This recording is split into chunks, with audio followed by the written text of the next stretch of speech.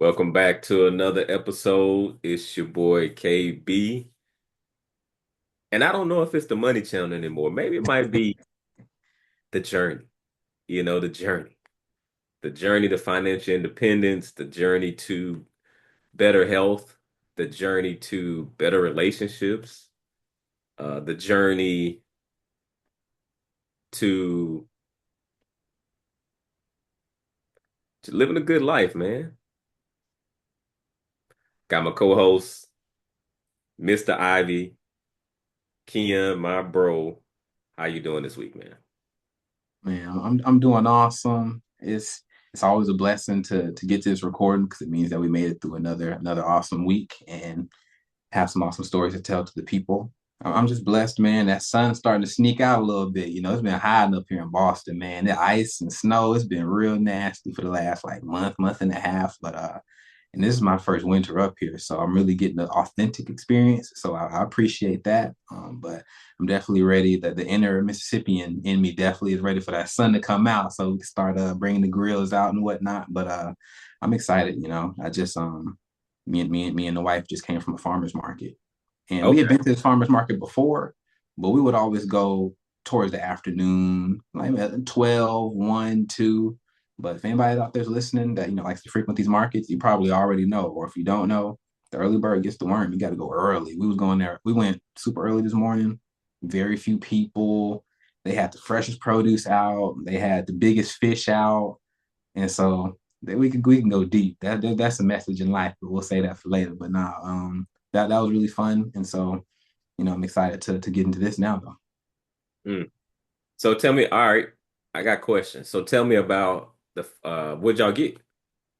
Oh man, so I'll spin us back to the money show. I'll break it down. So I brought 45 dollars in there, and we walked out with 3.5 pounds of tuna and fresh tuna, not like frozen, like in the bag, like nah, it was laid out, fresh tuna.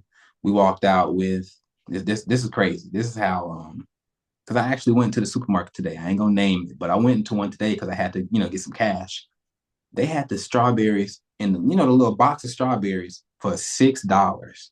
Now I don't really keep track of grocery prices like that, but that really struck me because we finna go to a market and they had them in the box for $6, and they had them at the farmers market for like however many four for $5, and so I was like, wow, that's if you don't seek out these type of deals, or if you don't seek out, you can just you would settle at the supermarket. But we was able to get like 5 or 4 boxes of blackberries. We got some beets. What else did we get? She got some rosemary. And we ended up getting a pretty decent haul, and we also got some strawberries.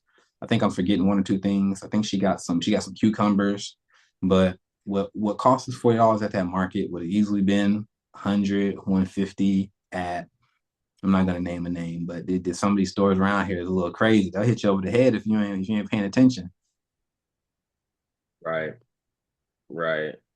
I'm taking some notes here. Let's see. All right. So y'all go all the time? We're looking to incorporate it more. I think we first started going when we were in Philly. It pretty near our undergrad. They had a couple markets here and there. They actually had one right on the campus that would come every Wednesday. But Hmm. we're starting to go to this one pretty consistently. It's a nice hookup. They got like a parking garage right next to it. And, they'll validate your ticket, so it's pretty cheap parking. And so it's like they're encouraging you to support these local, the local business. And so it's awesome. We were telling ourselves we're going to go weekly. Weekly. Okay. No, that's cool. All right. So, anything on the work front? You went to farmers market day. You said the week was awesome.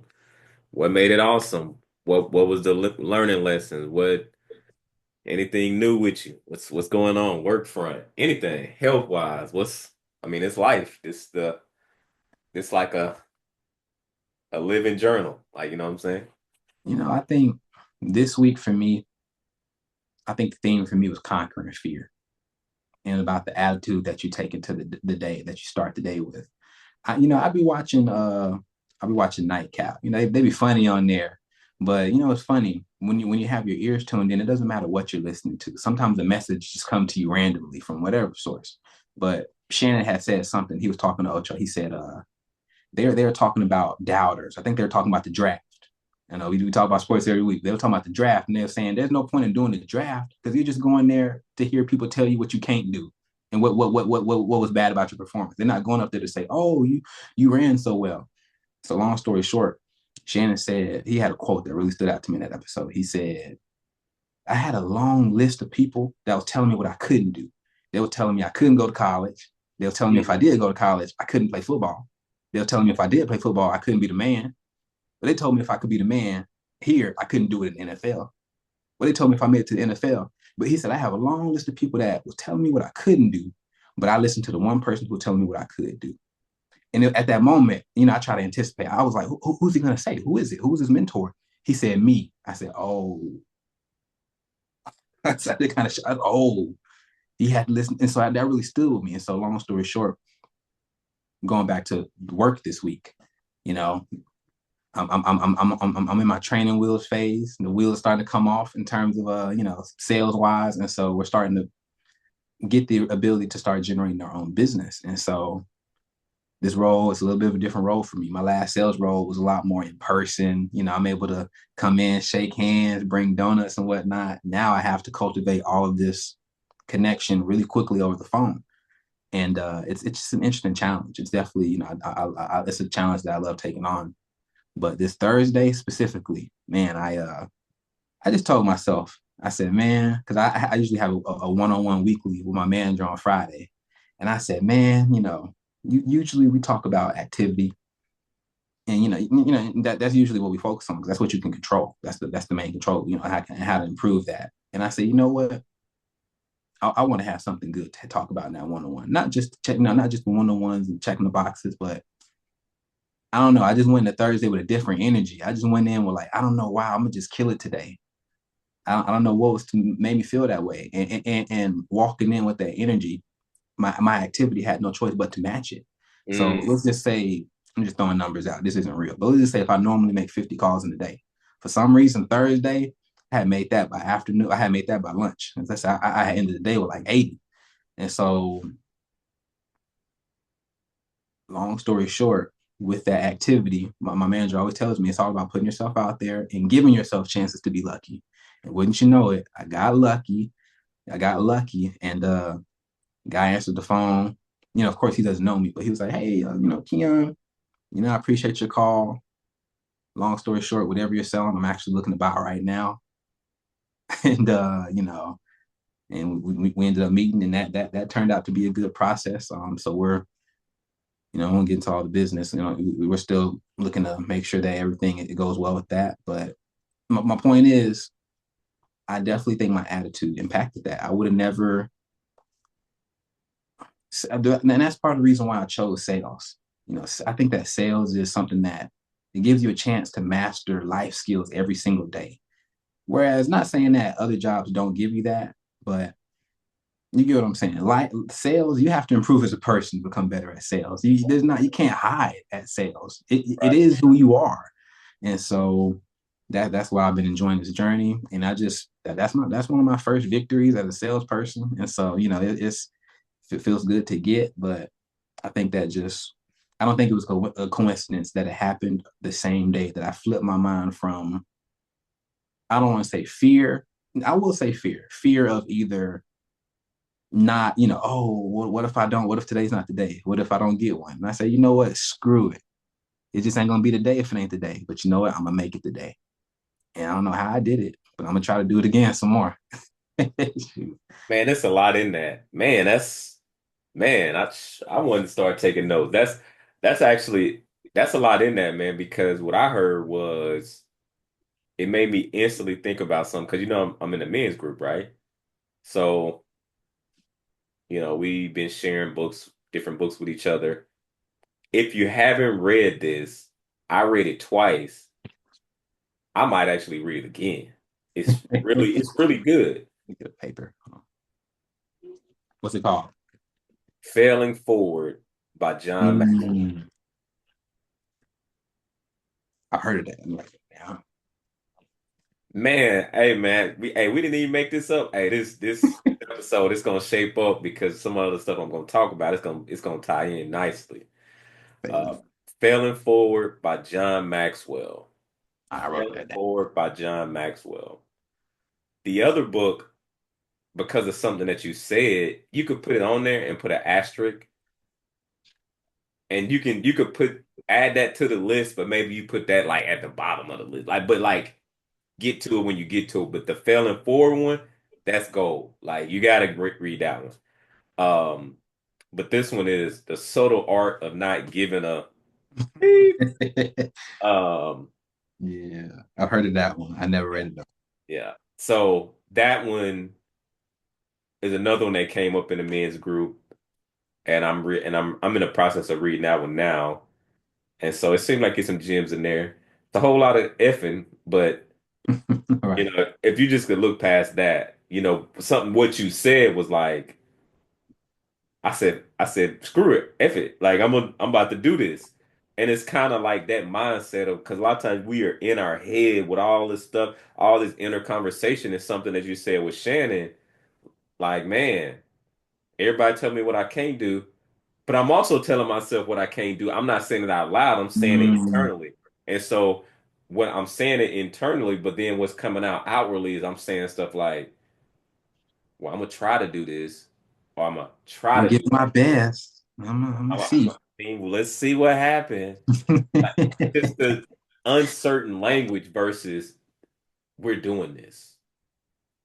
But anyway, so that's no, that's cool, man. Hey, the journey, right? Like that's the journey. And we're all on it, and it doesn't have an age on it. And some people are in different places in their journey. You may have, hey, Jesus was 33. So I think it was 33. Yeah, 33.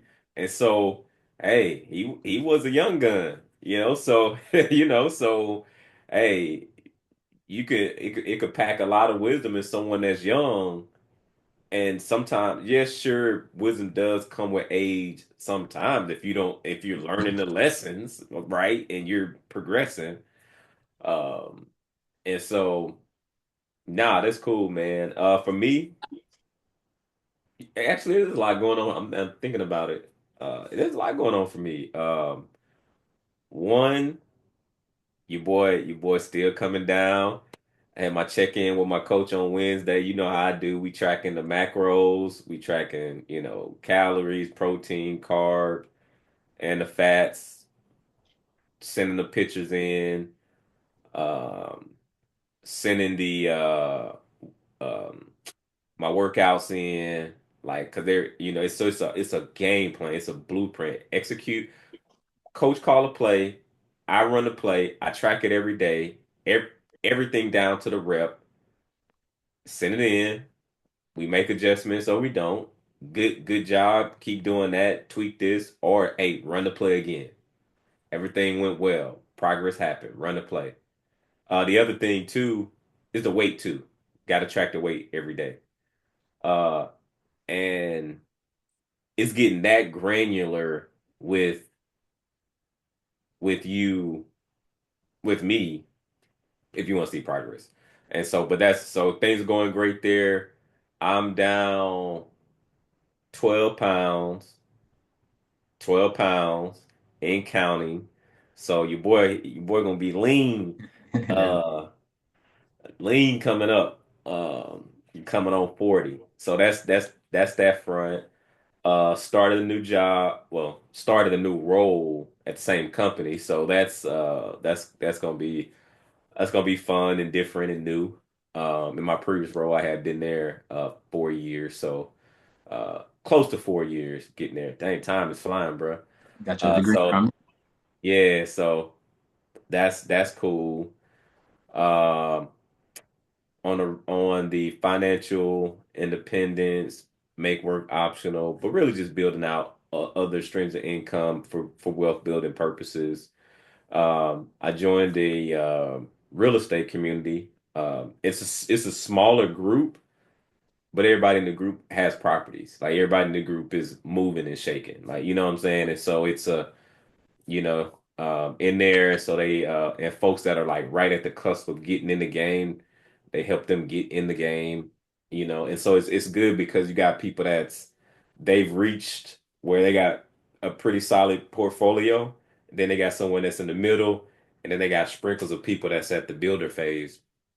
For me, I've done a couple transactions before, but I don't, outside of our home, we don't have any right now. So I'm looking to build out a rental portfolio for the future. And I want it to be in good community, good connection, potentially build friendships, partnerships, and people and have wise counsel around that's been in the game, versus me doing it in my own strength, which, you know, me doing the work is a part of it, right? And so yeah, so it's a lot of prep work because I'm looking to buy a property this year. And so it's just some things I need to do behind the scenes, working with CPA, getting taxes filed because, you got to have that stuff ready to go whenever you're getting ready to acquire property because they're going to want to see last 2 years and all that. And I'm also getting tax strategy together on what it will look like acquiring a property and the things I need to make sure I understand that's available to me. And it's funny enough in my men's group, there's another guy. He's been in the game for 25 years. So he's like, he was like, hey, Ken, I got you, man. Like whatever you need, I'll help you out too. So there's a lesson in that, and we're gonna get to it later. But so that's what's going on that front. What else? What else is new with me? I do want to. I do want to. I don't want to take this show. I don't want to take our show in another direction. Maybe we'll record that when it has some fun. I don't know how I think about that. So I'm gonna put a pin in that one because that's gonna take us in a whole nother direction and energy. But it will be really just to make a point about something. But I don't want to make that point right now. So I'm gonna leave it. I'm gonna leave it where it's at. But yeah. So anyway,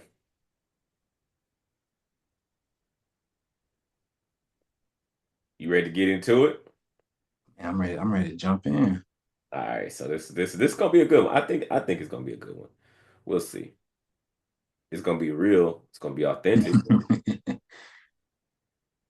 The 8 biggest mistakes that are preventing you from winning with your money and life. One, that's pretty obvious. The lack of prayer and faith. What am I talking about, Ken? A lot of times when things come our way, you're legitly trying to solve it on a physical level. And sometimes you in the trenches of trying to solve it, and you're only solving it with finite resources. Mhm. Right. But we have an infinite, abundant intelligence, aka God, that can deliver paths, ideas, connections, people, and a lot of times. And so what happens is you're carrying this burden on yourself, and you're just trying to solve it, and it's stressing you out more and more and more. And stress is gonna come with it. Like anytime growth happens, it's just, it's gonna challenge you to be more, do more, like in that way. But you're in this cycle of just only tapping into it from a very limited perspective. For example, let me give you an example to make it real. Okay. Back in December, no, okay. Back in December, I was like, it's time for a change in my role. Like it's time for me to make a move. I think it's time for me to make a move. But for me, I don't make decisions. I always like to make sure I'm not making decisions out of fear, out of scarcity, Mm. and we all have blind spots. So sometimes you end up making decisions based off that, right?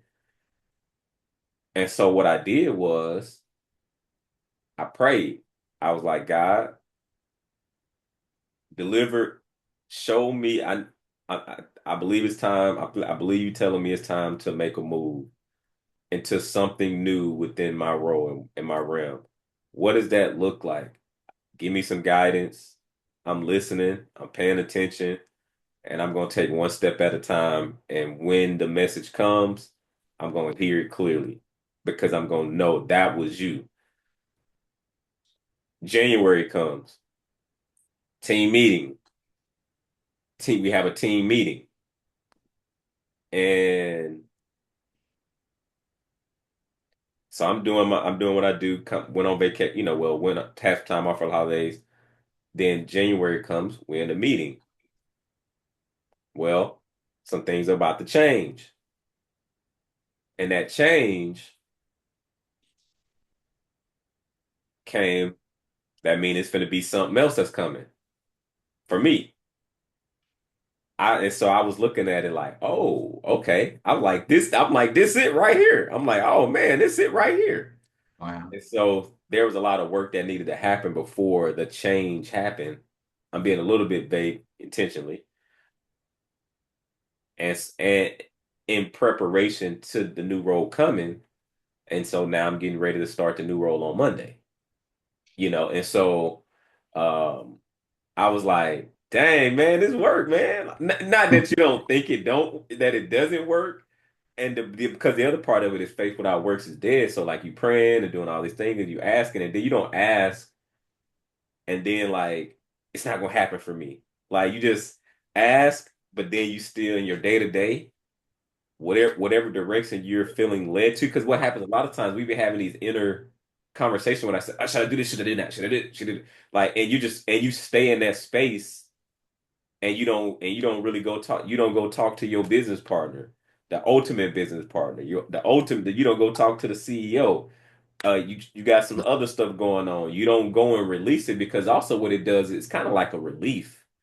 It's like a relief where you like, oh man, I had somebody. I talked to him about it. Oh, it's covered. We're done. It's about to happen. I just need to figure out how it's gonna line up. And I'm gonna tell you something else. So I applied to another opportunity. I applied to another opportunity. The manager, everything was good. She was like, yes, like we were like, yeah, this is gonna be a good fit. And like, hey, I want to move forward with you. Well, that opportunity, it fell through. And so I could have responded like,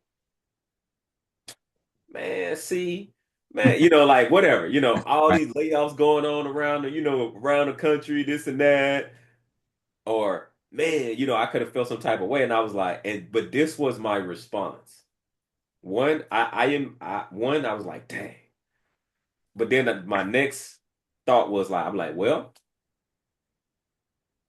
I know God got something else for me. I'm like, well, if this door closed, that means it's something else for me. Like it's something else. It's something else that in this season that's for me. Uh, and then before you know it, this opportunity came up, right? And I was like, ah. But then the other manager, even though it fell through, they were like, I. They was like, I really like you. I want to mentor you. So it was like I still didn't lose. It didn't come the way I thought it was gonna come, but it still came. And so my response was like, oh, you got something else for me. And then now me looking back like, oh, okay. And then you connecting the dots backwards like, oh, that's what you was working out for your boy. Bet. And so that's why the lack of prayer and faith and really truly believing it, that it's gonna happen for you, is really important. That's one. What you got? Man, that's deep. Man, I think when I hear this, it makes me think about this morning. I had to put on some Bob Proctor to get the day right, just a little bit. And I think it was chapter 4. I think it was abundance. I might be wrong, but the chapter he starts it off. He writes so well. He started off. He said something like he asked the question. He was like, I'm trying to remember, but he basically was like, how are you going to increase your wealth? What are you going to do to earn more money? What are you going to do? And he said, if you are just now starting to give serious thought to that, or if you haven't given serious thought to that, then you probably haven't fully processed the chapters before this. Mm. I was like, because the chapters before that are not about how to get wealth. They're not about what to do to get wealth. It's about your mindset. It's about what we just talked about, prayer and faith and belief in yourself. And so this just makes me think, and combined with what Bob said, it makes me think about if you absolutely believed in yourself and thought that your plan was the plan, then why wouldn't you spend every minute of your day chasing it? You get what I'm saying? And so that's why I think that if you're having that stuck feeling, that means that deep down you're having a lack of faith or a lack of belief about something. Something deep down is, I think you used to always put it to me like this, like you're trying to hit the gas, but that parking brake's in, or you got your foot on the brake too. And subconsciously, that might be the brake. You might not know it, but something internally, you might be trying to brute force it and logically tell yourself, no, this is the way. But your heart and your body, you feel it. You feel no. You might not think no, but you can't stop your body from feeling no. So this is the work to help you get your body from feeling no to feeling yes. Because when you feel yes, I felt yes on Thursday before I got the yes. I don't know how to explain it, but if you Yeah. can feel yes before you see it, I think that's a big part of faith. Yeah, 100%. Hey, I ain't no pastor, man. I'm just telling you that it works, man. Uh, and in my men's group, what I realized was I had some residual on my something that I was telling myself about that whole process of like, man, I don't want to do it that way, and but you gotta, it works. I'm gonna get to something else later, so I don't want to cover that because it's gonna tie in. Here's the other thing. Number two, I'm un not being a part of a community that is moving forward. A lot of times, and as men, I'm being we men, so I'm gonna say it in that way. We trying to solve all the things by ourselves. We trying to solve all these big problems, or all these things that we perceive as big problems, and we're doing it by ourselves, like just not telling anybody that we working on this thing, and people will see it when it happens. And it's like Yeah. that's not the right way to go about it. It's one way, but what if I told you it could be another way? And that another way could be joining a community of people that's going in that direction. And it's because there's a lot of things that's happening. One, this may sound crazy. You actually get, if you met someone else that's operating and saying, "Hey, look, man, I prayed about it. I gave it to God. It's gonna work out." You like, man, all that going on, and you cool? Like what? Man, I don't know, man. I don't know if God got you on. Like, bruh, like you know what I mean? Like, but then you see the calmness, the confidence, the passion. Like, nah, God got it. Like, we gonna figure this thing out. And you like, all right, okay. And so what starts to happen is one of the things, and you see it happen for him, and you like, oh man, I thought you was crazy. Like you was talking about God got it, going he gonna help you out, and I thought you was crazy. And so then what ends up happening, there's an opportunity as you are developing yours, you can borrow someone else's faith Mm. because you see but and this is where and the other part is exposure. Sometimes like when you see it, man, you like, man, you're doing it. Like that, it's right there. You driving a Lambo. That means I can drive a Lambo. I'm celebrating your Lambo, but wait. Whoa, I can have one too. And like you said, man, what you like? I ain't special. I'm special, but like I'm saying it in a way like that'd be the person talking to you. Like, but man, I'm not like I'm human. I put on pants like you. Man, you can do this. Sure, I said a Lambo, but maybe that's like not your thing. Maybe you want to build a real estate portfolio. Well, somebody in the group they've been in real estate 25 years. They're like, oh man, you could do that. Like, oh man, let me show you how. Cause maybe you had some internal dialogue about, man, I don't know, risk, I'm scared.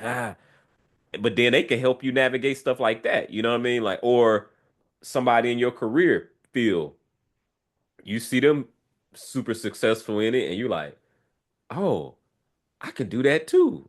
And and then start getting the mentorship, the coaching, the strategy. Because once you're in community, I would actually go to say, and anyone can say I'm wrong about this. I'm open to being wrong. I would almost say being in the right community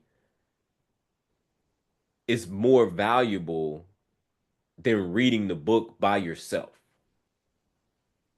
And then you're trying to implement something by yourself. Because when you're in a community, you also are able to leverage wisdom, borrow their faith. They'll let you sit in the seat and be like, and you be like, ooh, the leather, man, it feel good on my body. Ooh, man, it feel good. I can experience it. If it's real estate, hey, man, let me take you to one of my properties. I can show you.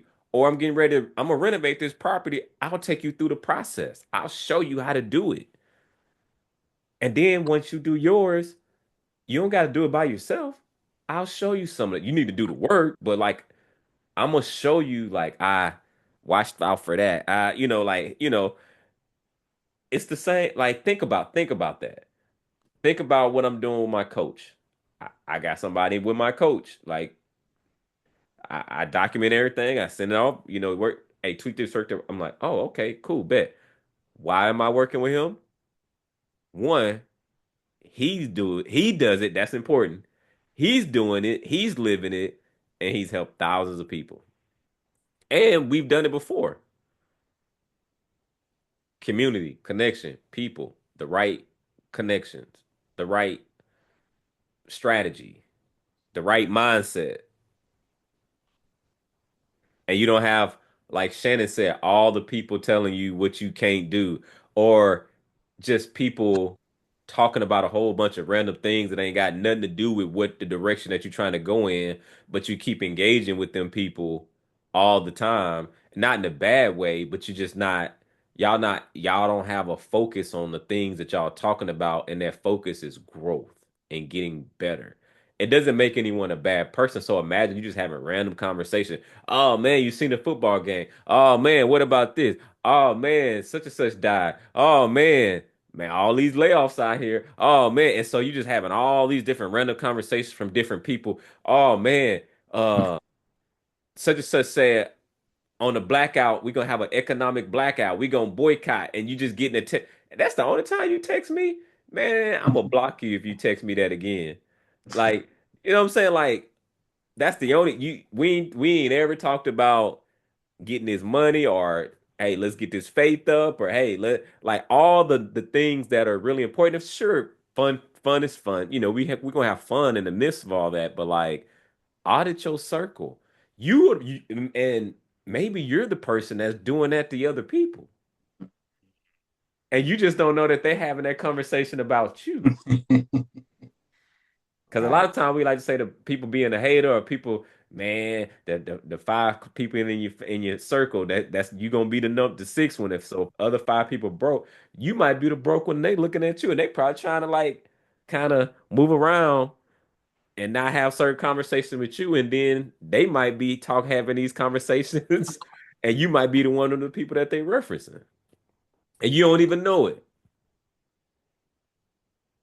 Man, I I think about, of course I talk about, getting into UPenn and all that, getting into the Ivy League. That was an awesome process. But I think one of my probably my favorite part of that process was just the community that I built along the process. It was definitely not a one-man band. And even just on a simple level, not even talking about the mentors, not talking about the teachers, not talking about like people like you that was encouraging, but even on a simple level, me and the other handful of students that shared the dream.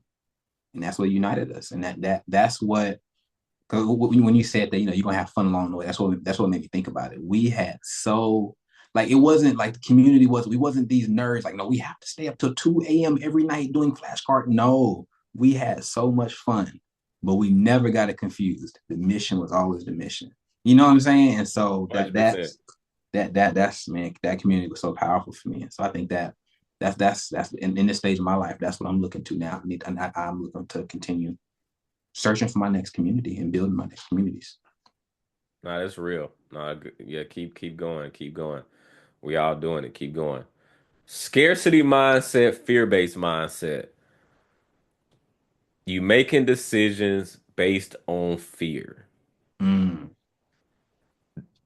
The result, you can never get an abundant outcome from that. You can never get expansion from that. And if you do, it's short-lived. And if you did get the material outcome that you were after, internally, spiritually, you empty. You on E. So what does that look like? What does that look like? Hey, we keep it real here. I have nothing to this is real talk. This is for the people that's serious, that's authentic. Hey, we all on the journey. And so we as we're looking to build a community, we want people that want to move forward, but people that you got to be real and be authentic and tell the truth. In my men's group, we did an exercise about the lie, the about and which is going to lead to the next one so we can tie it in together. And then I'm gonna give you the example. We can tie it in together. mm, Your stories, number four, aka lies, are keeping you from getting unstuck and running a faulty program.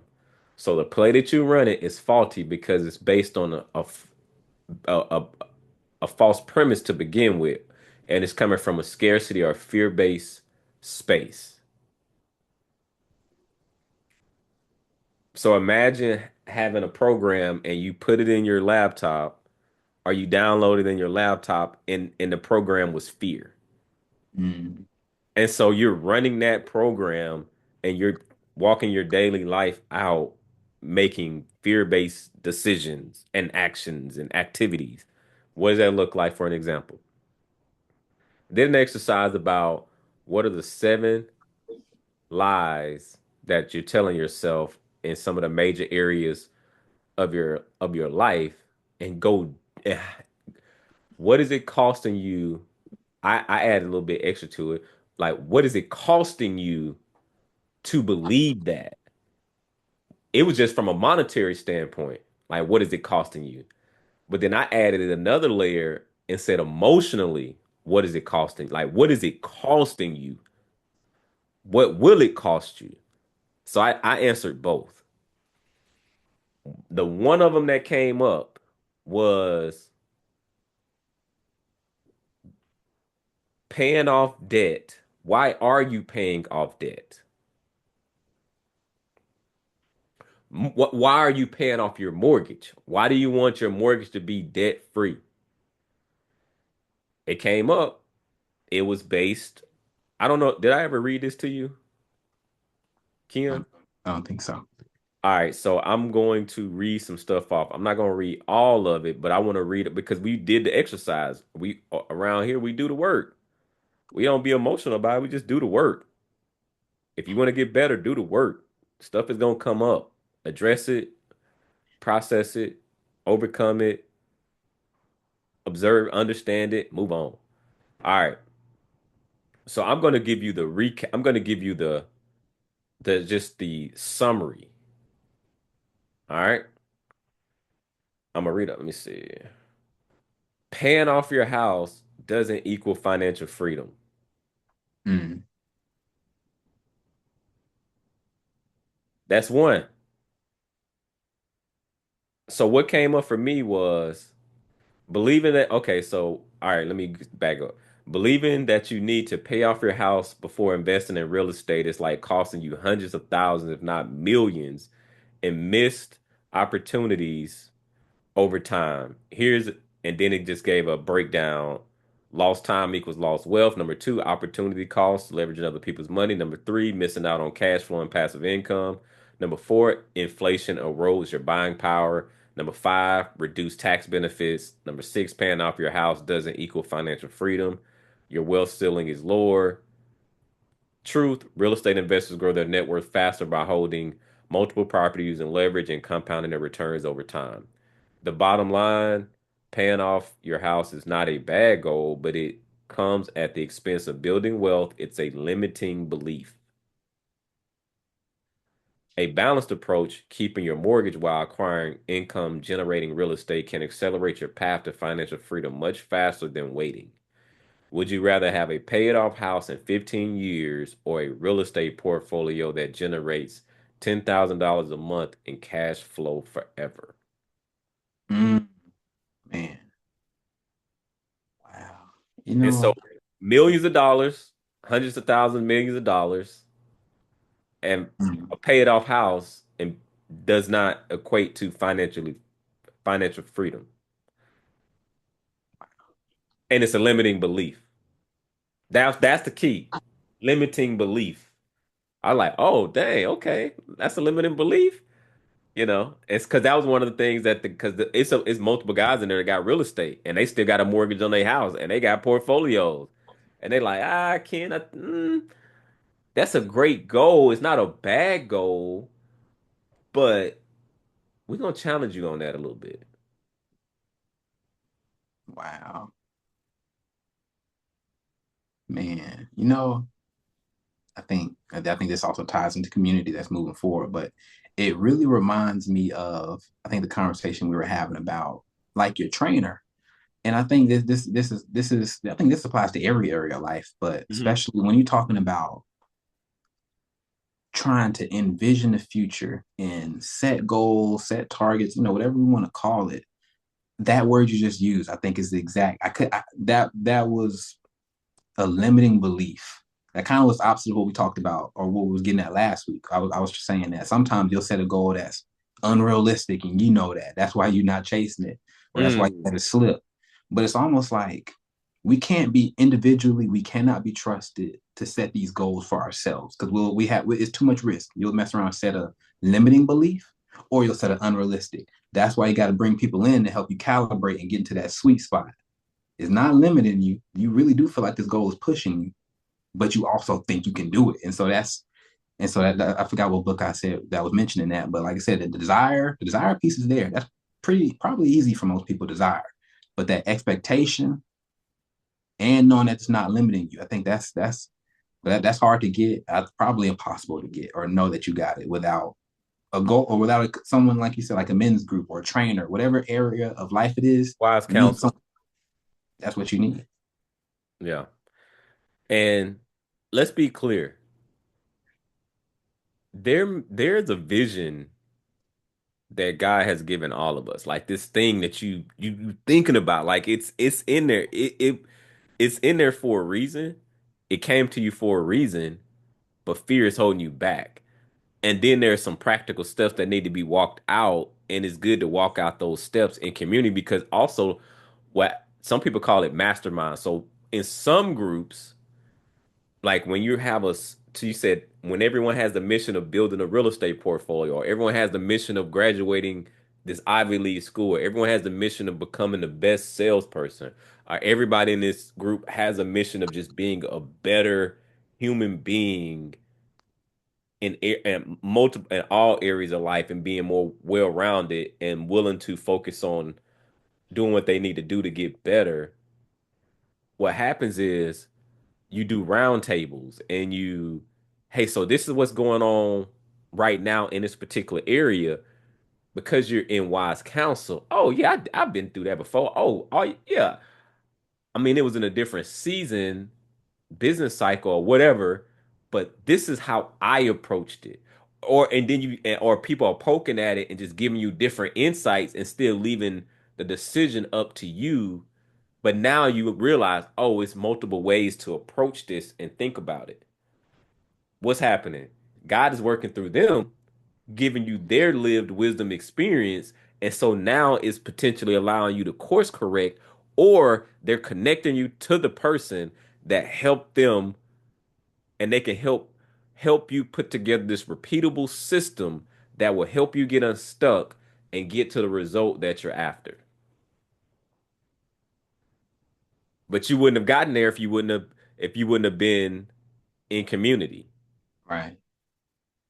You just would have been, oh, I don't have no book near me. You just been reading the book, just taking in more information, but ain't I doing that agree. with the information that you already have. And Right. you procrastinate, and that's what you're doing because you're afraid to move forward and you stuck, and that's okay. In different areas of our life, we get that way sometime, but you got to find a way to like release that emergency brake. Like the gas is rolling. It's going. It's ready to go. It's ready to go. But the RP, you know, on the gas, the RPM is going. You ain't going nowhere. Yeah. The car ain't moving. That's Yeah. crazy. And so do yourself a favor and get unstuck. Here's the other one. Ooh, you know what? I gotta switch it around. I'm sorry. I had it out of order. I had it out of order. I had it out of order. All right, so the next one. Emotional versus logical when it comes to the facts. The Mhm. facts are in your face, but the emotional side of you is so strong, it's illogical. When Mhm. we are in an emotional state, we will ignore all of the facts. The facts are right there. And so you're making decisions with your life, and it's just not even lining up. It doesn't make sense. What are you talking about, Ken? Because there is a part of this that I'm going to talk about. I'm not talking about the part of you're tapping into God power to do something that to the normal person that doesn't have that on their side, they're thinking that, oh my God, that's impossible to do. I ain't talking about that. I'm talking about you are for an example. People say school is a scam, right? College is a scam. Okay. What was your degree in? And they say something like Crickets. psychology, and I wanted to make $500,000, and Man. maybe that's possible, or sociology, or I'm not like looking to bash specific disciplines, but it's like, okay, you're saying that you want to make 200,000, 250, 300,000, right? But you in art history. But you in art history, even if you went to Harvard, it's like it's a disconnect, and but now you're trying to, and the marketplace it's clear what the marketplace has told you what we value, the disciplines, the skill sets that we value, that the skills, because it's always been about the skill sets. Let's be clear, it's always been about the skill sets that you're bringing and the value that you bring into the marketplace. It's never been about the degree. When you get there, when you're at the degrees, just networking. Like, because if you go to Ivy League, sure, you'll have some things available to you if you take advantage of them. But once you get that degree, whether you went to Mississippi State or LSU, I'm just throwing random, like, yeah, different ones have different pedigrees based on how you leverage and use it. If you, but the degree that you chose, the discipline, you're trying to make. What was the one that you said? Like art history. Now that you found out the truth on what the true ROI is, now that you've already finished, and so you're still trying to like make it fit into what you want it to be to get an outcome of 200, 250. Being in the top 10% of income earners, it just doesn't translate. And that's a hard pill to swallow. That's a hard pill to swallow. And but you double down and you fighting everybody, people trying to tell you, you're in denial with yourself. It's really not about people. And you still trying to like force it, and you're like, I don't, I'm only making 30 grand, 30 grand a year, 40 grand a year, 45 grand a year. I need to make more. I deserve more. Do you? Like the marketplace told you that's what they pay. That's what it is for those. Right? There is it the facts have always the facts were there. You just didn't get to the information to make an informed decision, make a business decision. And when you talk to people that go to school, most people tell you, I'm going to make money. I'm going to make some money. But then you pick a career field that it's not going to make a lot of money. And let's be clear, not everybody is cut out. Not everybody has a desire to go to school. But people be wanting to make good money and be make top 10% income, but they are willing to align themselves with top 10% career fields that will yield that. And when I'm saying career fields, it can be craft, disciplines, trades. I mean, you got some folks that ain't ever been to school, but they get them certifications, they get them trades, and they making good money, because a lot of people don't want to do that, but it's needed, it's required, and depending on how you go about it, you can make good money doing it, so it's just so many ways of like you, you're not doing the research, like you're just all the way in your feelings and your emotions, and you are blocking out the facts and just rejecting them. Yeah. I think I think this makes me think about something that, you what you do with your money is basically, your actions. That's where you're spending your energy, whatever you're doing with your money. And I think that that is the biggest area where we are prone to be emotional. You pick, let's say outside of housing, but even okay, outside of housing, you're buying groceries. Are you buying what's best for you? Are you buying what's cheapest? How are you approaching that? How are you approaching any spending decisions? Like, how are you? I think we talked about this a couple episodes ago, where we talked about one book I really enjoyed was called The Psychology of Money. And it talks Yeah. about how it's impossible to separate emotions from finance. You ain't gonna never be able to spend past a certain amount and not feel it.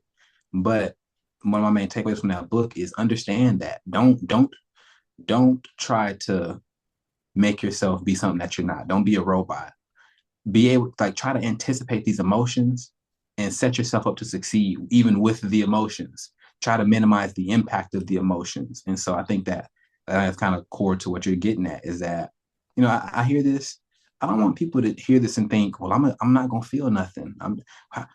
It's y'all say, don't be emotional, but I feel things. We're not saying don't feel things, but I think just part of growing up and just part of maturing is really figuring out how to put those feelings to the side and still handle what needs to be handled.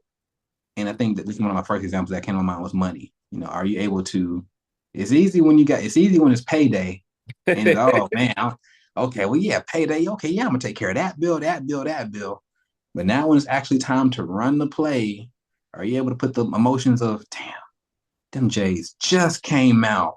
They came out in 3, 4, 5, 6. But I Man, did. let me grab that credit card. Let me hit it with that credit card real quick, and I'm gonna float it to payday. Then I'm gonna get it. It's gonna be good. Yeah, and let me take it away from Jays because they're gonna think we're pinking on people. This is something I do. I put myself out there in front of the congregation. You know what, Bay? You don't have a long week. You shouldn't be cooking tonight. You shouldn't be cooking tonight. I can't even watch you cook tonight. I wouldn't feel right. But even we know when it be a long week, man. Let's just get some. Let's just go grab something real quick. But we'd be like, sometimes it'll hit. Sometimes we'll be like, we shouldn't even did that. It don't hit. Bruh, It don't hey, hit. hey, I'm no, I'm gonna tell you.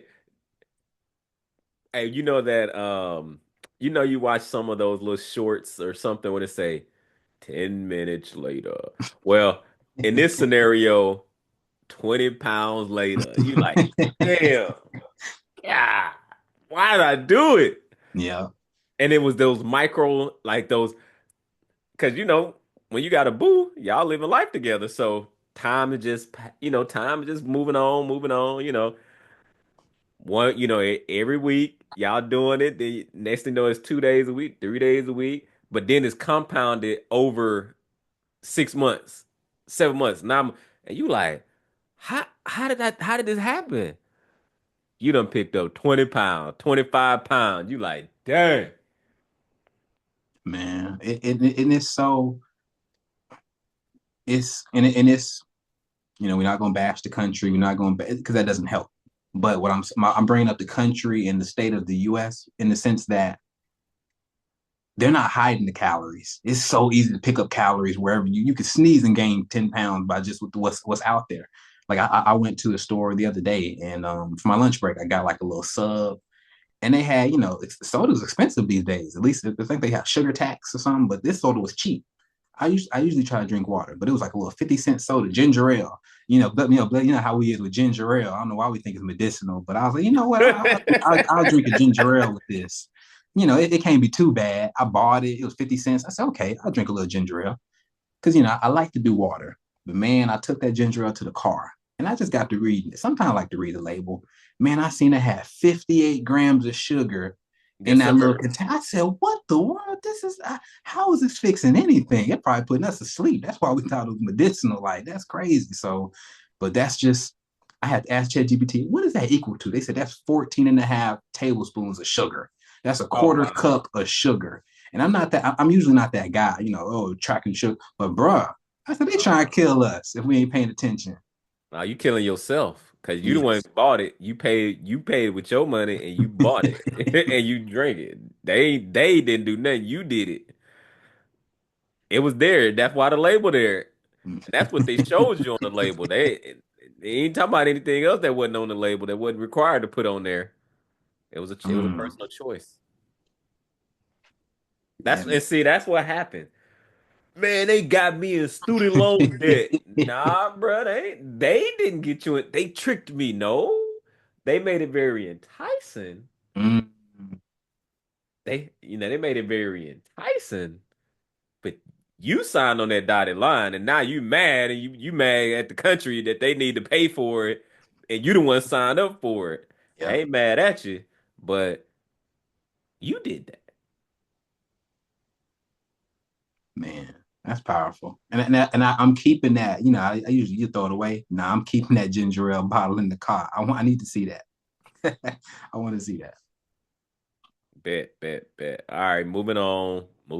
Moving on. Microwave mindset that get Mm, rich quick will you'll build it up one hand, tear it down with the other. That's in the Bible. You will mess up your progress because you will be making progress and then you'll get to looking around and then you trying to do this thing and you'll mess up your progress.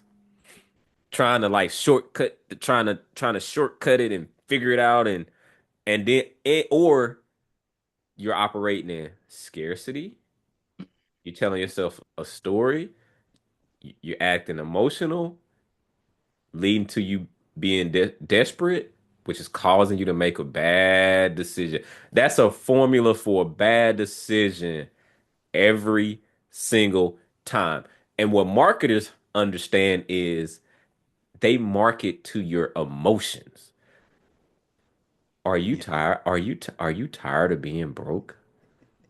Your girl is not happy with you because you're not making enough money. When you look in your bank account, are you tired of seeing it be in the negative, in the red? Are you out of shape? And you wish you could hire a trainer, but you just don't have enough money to go around to pay for a trainer. And all you can really afford is fast food because they have the 99-cent menu. Or they used to. They don't even have that anymore. It's their fault. It's not your fault. But for 99.99, Yeah. I can help you with that. Mm, And then next thing you know, I can help you make it in nine. I can help you make six figures in 60 days. Actually, if you do everything I tell you to do in 45, or your money back guaranteed. You can make it in 4 monthly payments if you can't do it up front.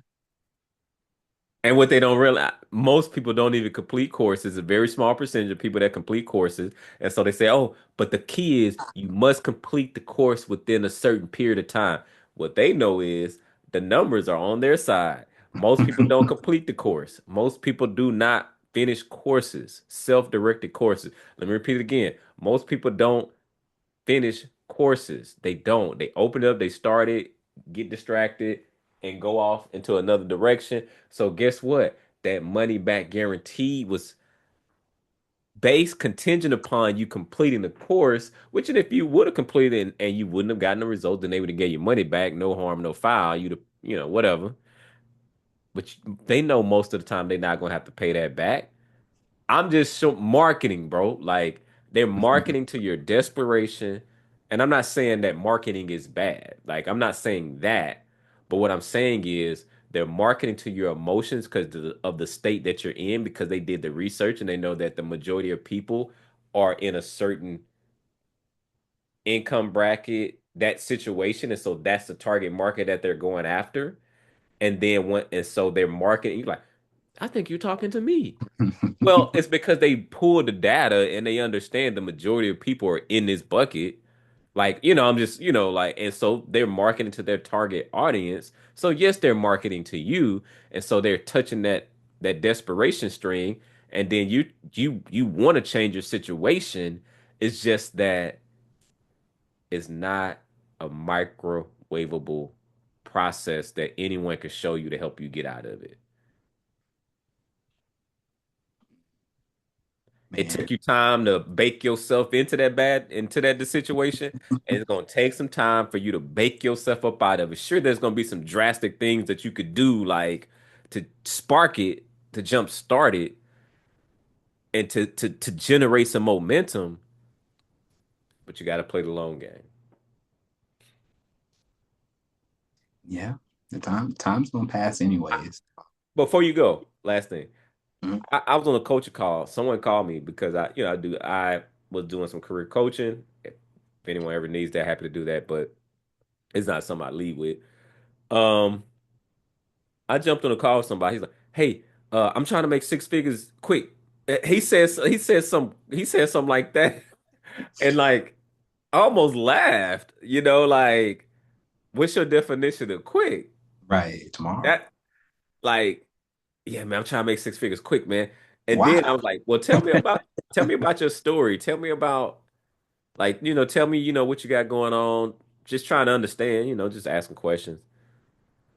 And it was very clear to me that they was jumping one thing to the next thing, one thing to the next thing, because they was looking for that quick, thing to get to that six figures. I'm like, you're very, I could tell you, you could do it, but the way you're going about it, it's just gonna take longer than what you may think it will, or it might happen faster. But the way you're going about it, because the fact that you asked me that question is concerning to me because I said, well, tell me about your finances.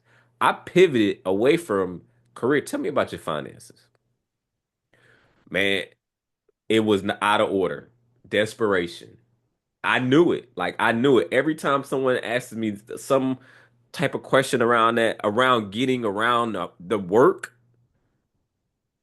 I usually know it's like this is a financial thing. Like this is usually a financial thing. They're under a lot of pressure, a lot of stress. And so they're trying to microwave that six figures. They're trying to microwave this quick result. And the same way I put on that 20, I baked my way into that 20 pounds or 25 pounds. I got to slow roll that thing out and just let the process be the process and trust the process. Mm. Now, And that's not sexy. That's you can't that's so hard to market. You you can't market that. can't. It's very unsexy. It's like trying to figure out how to make this make sense or parallel. Because I saw a video that this kind of reminds me of, but it was talking about, of course, sports. It was like the mistakes that athletes make that get them cut or make them not go to the next level. Talking about basketball, and one of them was all of them was like kind of sitting around being lazy, not training when you're supposed to, not training in the off season. But one of them was when you get injured and you rush yourself back before you have to. Mm. But the reason you're doing that is because you're scared, because you think that if I'm out, ooh, somebody else gonna shine. Ooh, coach gonna take me out the rotation if I'm out for too long. No, I only get this one opportunity to shine. I have to make the most of it. And so you mess around, rush yourself back, and then you mess around, re-aggravate that injury more often than not. And this, if you come back too soon. And so trying to figure out financially or just in our life period, are there any, what areas are we refusing to just, I gotta just go ahead and just heal the proper way? Maybe I do need that surgery. Maybe I do need to go sit down for 6 months and reevaluate. Maybe I need to stop playing whatever I'm playing right now. Whatever plan I'm running on a broke leg. And I'm trying to tough my way through it. But there's another, you have to think about, okay, as an athlete, that's like you're approaching it with, I got to give it my all, or else my whole career as an athlete will be over and I got to go find something else. Or if you're Desperation, fear, mm-hmm, scarcity. You see, you hear that, you hear it? Lack of prayer and faith, not trusting the process, not like, hey, if that door closed, something else will open up for me. yep. I'm one of the 1% that made it. Gotta open up something else for me. Obviously, when you in the moment, sometimes when you in a storm, you're like, oh, like people go, if you get to talking like that, you gotta be, one of the things that is really hard is when people talking like that, but their life is not a reflection of that. I think that's where the disconnect is, where you don't have the credibility to talk about, hey, let's pray about it. Let's pray about it and let's have faith and know that God is going to work it out. And you've been walking your life out like, and you have the results that God has always worked it out for you. And at the end of the day, you're gonna live. You're not gonna die. I mean, hopefully. I mean, you're gonna live a long time. But what happens sometimes is who you're listening to. It needs to come from people that are certified in this thing, like qualified. Like, and when I'm saying qualified, I mean like just it's not certification qualified. It's not education qualified. It's your life is the living proof. Mm-hmm. And it doesn't mean that you're perfect, but your life is the living proof. Like your life is the living proof. You are the living word. You are living it and flawed. And then when you go when you read the disciples, you like, oh man, that was Jesus, that was his homies. The disciples was his homies. They weren't perfect. And when you read the stories of the different disciples, you sometimes you resonate with some of them. You like, yeah, man, because I knock a like, man, hey, Right. I'm fiery. You mess with my boy, I'm gonna knock your head off. Like, Right. and so you read like some of them, you like, oh man, I can sense that, like, because maybe you might be fiery, or and that's just a part of your personality style. But you just got to make sure it's dialed in strategically. And you can't just be going around going crazy on people, but it could work for you and so God can work through you and he's worked through people that are imperfect people, but like if you're giving advice and you are not qualified in the fact that you're not living it, ain't nobody trying to hear that shit. Right. Like in the midst of what their storm is, have they seen you go through storms and they like, okay, and you'll trust it and your wise counsel, again, wise counsel, that's what we, and then of course there's somebody that might come through passing by and he was like, and they drop something on you and you like, dang, I needed to hear that. So that does happen sometimes too, and you might not know all of their background. That does happen too.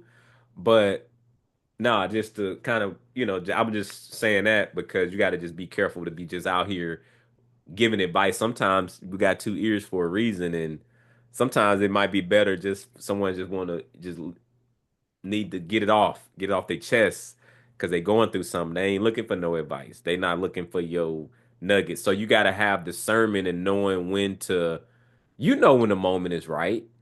Like it, you like, dang, where did that come from? I didn't even know I was gonna say that. Like, and that's how sometimes you like, man, I didn't even know that this situation was gonna come to me, and then I was gonna be led to say that. Right, man.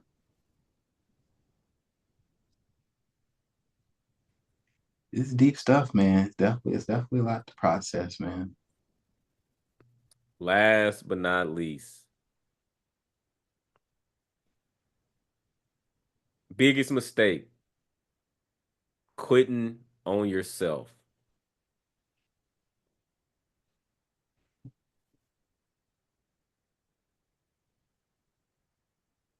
I'm gonna let you finish. I'm gonna let you go. What you got?